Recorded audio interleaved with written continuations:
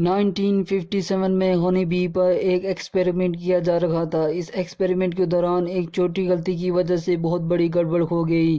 یہ نوٹس کیا گیا کہ ایکسپیریمنٹ کے بعد مکھیاں بہت زیادہ اگریسو اور وحشی ہو چکی ہیں۔ ایسا معلوم ہو رہا تھا کہ اگر یہ مکھیاں ایکسپیریمنٹ کنٹینر سے باہر آئیں تو یہ اپنے راستے میں آنے والی کسی چیز کو بھی نہیں چھوڑیں گی۔ اسی دوران وہی ہوا جس کا سب کو ڈر تھا۔ ناظرین، یہ واقعہ برازیل کے شہر ریو گلیرو کے علاقے میں پیش آیا، جہاں ڈاکٹر واربیک ہنی بیز پر ایک ایکسپیریمنٹ کر رہے تھے۔ کیونکہ یورپین مکھیوں کی شہد پروڈکشن بہت کم ہوا کرتی تھی، اسی وجہ سے وہ ڈاکٹر واربیک ان مکھیوں کو ڈی این اے چینج کرنا چاہتے تھے تاکہ یہ مکھیاں بھی زیادہ سے زیادہ شہد بنا سکیں۔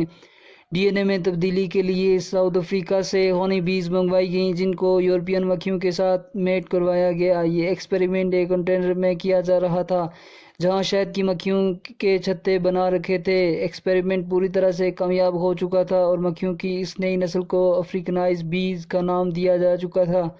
ہر چیز بالکل پلاننگ کے مطابق ہو رہی تھی، لیکن اچانک ڈاکٹر واربیک کے ہوش یہ دیکھ کے خطا ہو گئے کہ یہ مکھیاں ضرورت سے زیادہ اگریسو ہو رہی ہیں۔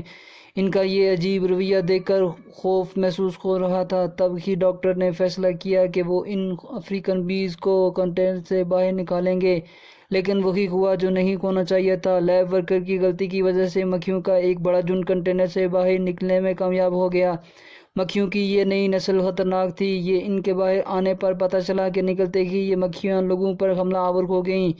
ان مکھیوں نے اپنے نئے گھر بنا لیے اور برازیل سے بڑھتی اب یہ مکھیاں امریکہ میں بھی بھاری تعداد میں پائی جاتی ہیں، جو کہ 1000 سے بھی زیادہ انسانوں کو بھی موت کی نیند سلا چکی ہیں۔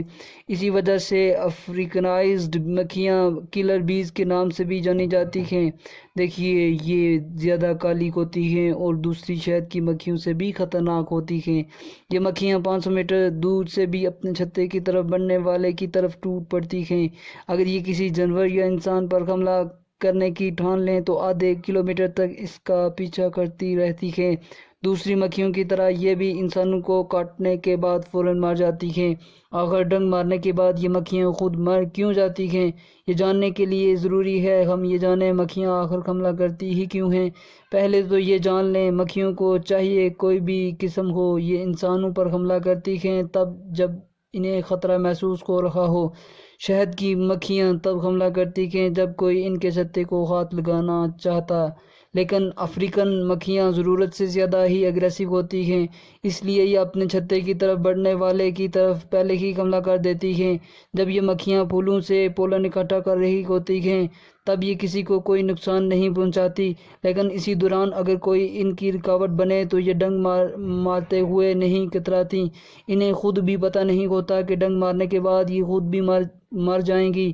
ان کا ڈنگ چاقو کی دھار نما ہوتا ہے، اس کے دانتوں کو ڈائریکشن اوپر کی طرف ہوتی ہے۔ جب یہ اپنا ڈنگ جسم میں گھسا بیٹھتی ہے تو ڈنگ کے دانت انسان کے جسم میں پھنس جاتے ہیں اور اسی وجہ سے ڈنگ کا باہر نکلنا مشکل ہو جاتا ہے۔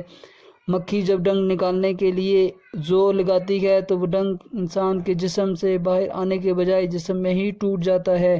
نہ صرف ڈنگ بلکہ مسل، نروز اور اس کے ڈائجسٹیو سسٹم کے حصے بھی ڈنگ کے ساتھ الگ ہو جاتے ہیں، جس کی وجہ سے مکھی موقع پر ہی دم توڑ دیتی ہے۔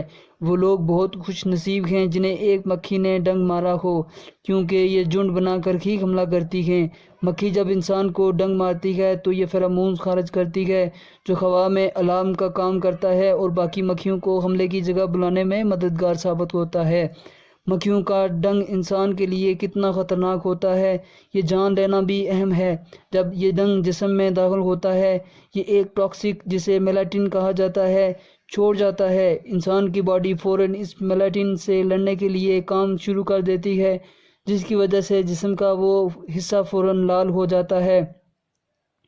اصل میں یہ ہمارا امیون سسٹم ہوتا ہے جو میلاٹن سے لڑنے کے لیے جسم کو سوجنے یعنی سویلنگ پر مجبور کر دیتا ہے۔ اگر تو ڈنگ خون کی شریانوں کے قریب ہو تو وہ خون میں شامل ہو کر پورے جسم میں پھیلنا شروع ہو جاتا ہے، جو کہ خطرناک ثابت ہوتا ہے۔